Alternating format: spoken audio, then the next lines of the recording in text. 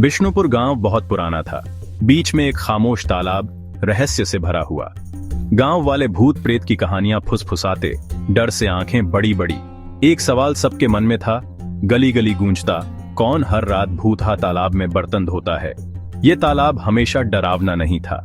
कहानी है सुप्रिया नाम की एक लड़की की। उसकी हंसी सुबह के सूरज जैसी। वो दूर गांव के एक लड़के से प्यार करती थी, पर यह प्यार पुराने झगड़ों के चलते मना था। एक अंधेरी रात वो अपने प्रेमी से तालाब किनारे मिली।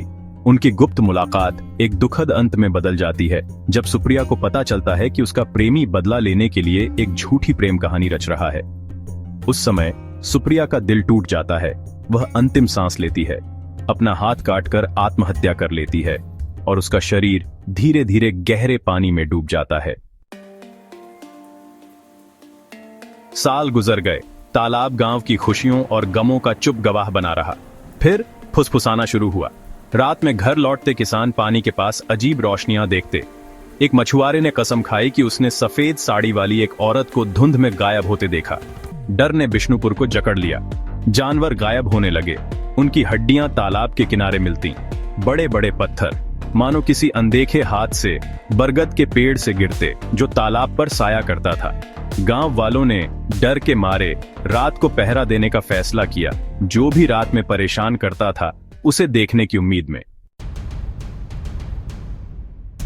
रामू, एक मजबूत नौजवान, लोहे के जिगर वाला, पहली पहरेदारी के लिए तैयार हो गया। एक मोटी लाठी और लालटेन लेकर वो बरगद के नीचे बैठ गया। घंटे बीतते गए। सन्नाटा सिर्फ झींगुरों की आवाज से टूटता।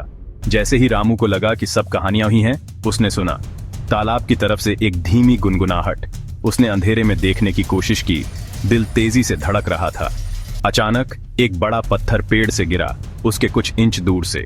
डर के मारे वो गांव की तरफ भागा, चेहरा पीला, आवाज कांपती हुई, रात की घटना बताते हुए। गांव वाले जवाबों के लिए बेताब गांव के सबसे बुजुर्ग के पास गए, एक बूढ़े आदमी के पास जो अपनी बुद्धिमानी के लिए जाने जाते थे। उसने सबकी डरावनी कहानियां ध्यान से सुनी, फिर बोले, आवाज धीमी और गंभीर, हमें किसी ऐसे की जरूरत है जो आत्माओं से बात कर सके। उसने कहा, हमें एक तांत्रिक चाहिए। बिष्णुपुर की मुसीबत की खबर गुरुजी तक पहुंची। एक मशहूर तांत्रिक जो आत्माओं से अपने जुड़ाव के लिए जाने जाते थे। वो उमस भरे दिन आए। उनकी आंखें एक प्राचीन ज्ञान को दर्शाती थीं। जैसे ही सूरज डूबा, गांव पर लंबी परछाइयां पड़ी। गुरुजी गांव वालों के साथ भूतहा तालाब के किनारे पहुंचे। हवा में एक बेचैनी थी। जैसे ही गुरुजी ने मंत्र शुरू किए, उनकी आवाज एक धीमी गड़गड़ाहट जो तालाब की प्राचीन ऊर्जा से गूंजती थी। उनके द्वारा जलाई गई पवित्र अग्नि की लपटें नाचती और लहराती थीं।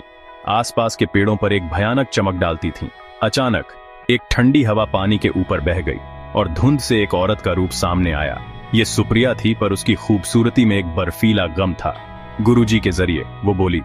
उसकी आवाज एक दर्द भरी फुसफुसाहट जो हवा में बह रही थी। उसने अपनी जान नहीं ली थी। उसने बताया उसका कत्ल हुआ था। उसे उसके ही चचेरे भाई ने तालाब में धकेल दिया था। जलन और गुस्से में उसकी आत्मा शांति न पाकर पानी से बंधी थी। उसके इंसाफ के लिए चीखें सालों से गूंज रही थीं।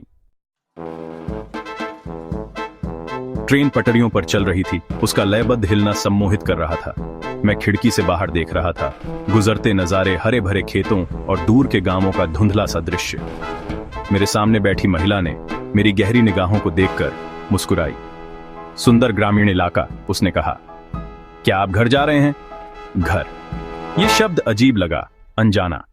मैं अपनी लिखी कहानी में इतना खो गया था, बिष्णुपुर और उसके भूतहा तालाब की कहानी में, कि एक पल के लिए मैं उसकी गहराई में खो गया था। हकीकत और कल्पना के बीच की रेखा धुंधली हो गई थी। ट्रेन की लयबद्ध आवाज पल भर के लिए इंसाफ चाहने वाली एक आत्मा के दर्द भरे रोने से बदल गई थी। मैंने महिला को वापस मुस्कुराकर देखा। एक अजीब सी घबराहट मुझ पर छा गई।